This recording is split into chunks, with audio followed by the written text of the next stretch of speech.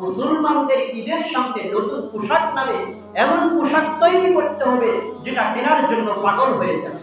মুসলমানদের যেমন বিভিন্ন নাট্য সিনেমায় অভ্যস্ত করেছে, সেই নাট্য সিনেমায় যারা অভিনয় করে যে সমস্ত নাটকের নাম দিয়েছে, ওই সমস্ত নাটকের নাম এবং অভিনেতাদের নাম আবার কাপড়ের নাম দিয়েছে। জামার নাম দিয়েছে পাখি, জামার নাম দিয়েছে কিরণমালা ইত্যাদি নামে। ঈদের সামনে যখন এই মালগুলো, এই জামাগুলো যখন বাজারে আসছে, তখন আমাদের মুসলিম মেয়েরা না কেনার কারণে আত্মহত্যা করেছে। এটা ইহুদিদের চাল।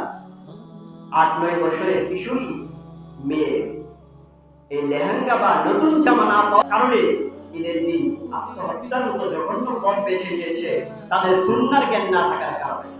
তারা জানে ঈদের দিন নতুন পোশাক কিনতে হবে, তারা এটাই জানে ঈদের দিন নতুন পোশাক না কিনলে ঈদ হবে।